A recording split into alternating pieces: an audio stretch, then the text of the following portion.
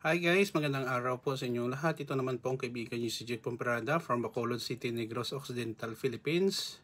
Kamusta po kayo? Sana po ay nasa mabuti po kayong kalagayan. At mag-ingat po tayo araw-araw sa ating buhay. Sa video natin ngayon guys, pag-usapan po natin more on motivation po ito. Kasi marami po ako nakikita na obserbahan sa kapaligiran natin at sa ating buhay. Ang topic natin for today is tulungan ang taong dapat tulungan. Napakahalaga po na alam natin kung sino dapat nating tulungan at hindi natin dapat tulungan. May mga experience po ako na ganon, gusto ko lang po ibahagi sa inyo. Don't worry guys, kasi hindi ko naman i-reveal ang kanilang mga identity para hindi na rin sila mapahiya at legally speaking, no? Pero gusto ko lang isi-share sa inyo para at least kung maka-encounter kayo ng ganitong mga sitwasyon sa buhay nyo, alam nyo na. Kung bago lang kayo sa channel ko at gusto nyong video na ito, paki-like lang po, share, and huwag kalimutang mag-subscribe. Ang pagtulong sa kapwa ay maganda po. Hindi lang po sa kapwa natin, kundi sa Diyos nagbibigay sa atin ng mga blessings at kakayahan. Financially, our skills, our knowledge, lahat-lahat. Kaso lang, may mga tao talaga na kung tinulungan mo na, ay hindi po nagbabago.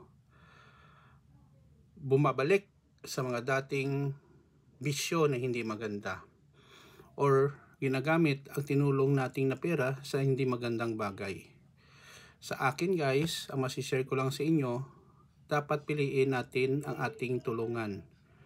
Kung nakatulong tayo sa kanila at bumalik sila sa dati nilang mga bisyo like drugs, sugal, paninigirilyo, inom, o ano pang mga bisyo dyan na hindi maganda, no, sa kanilang buhay, ay huminto na po tayo sa pagtulong sa kanila.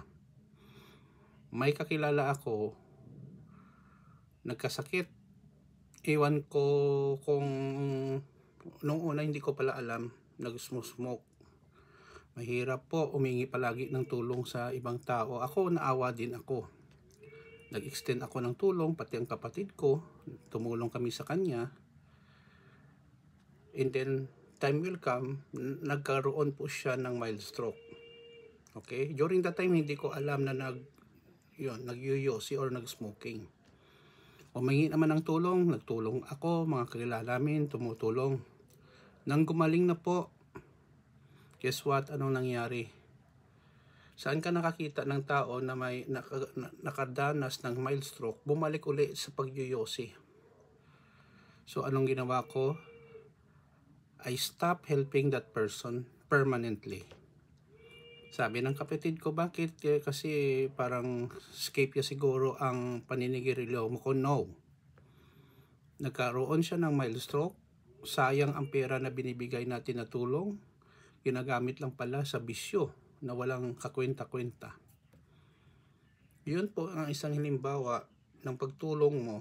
Nagbibigay ka ng pera para tulungan po ang taong nagkasakit o ang kanilang family para sa buhay, makasurvive. Pero inuuna pa po ang bisyo, paninigirilyo. Meron din pag-inom. Guess what? Hindi talaga maganda. So ang bottom line dito guys, no, kung tumulong tayo, we have to be wise and obserbahan natin kung ang taong tinulungan natin ay nagbago. Alam ko mahirap magkaroon ng bisyo, alak, sigarilyo, drugs. Pero kung makita mo na bumalik sa dating mga bisyo, stop.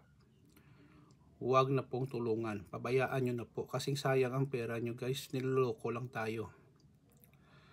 Okay? Meron pang isa, ganun din. Nagkasakit ng ospital. Nagbigay ako ng malaking halaga. Thinking na magbago, bumalik na rin. Inom, sigarilyo, sugal. So, hininto ko rin ang pagtulong. Ewan ko, maybe some of you will disagree with me, pero ganun din ang nangyayari. Sayang ang pera at pagtulong nyo sa kapwa. Nakatulong kayo, period. Hanap kayo ng uli ng dapat natutulungan. doon naman kayo magtulong. Basta wala lang bisyo at ginagamit ang pera na tinulong nyo sa mabuting bagay. Yun lang po guys, maraming salamat sa inyong panonood. Sana po may napulot po kayong aral sa video natin. Piliin natin ang dapat tulungan na tao. Yun lang po guys. Please like, share, and huwag kalimutan mag-subscribe sa channel ko. Ito naman pong kaibigan nyo si Jake. Paalam. Kita-kita po tayo guys sa sunod na video.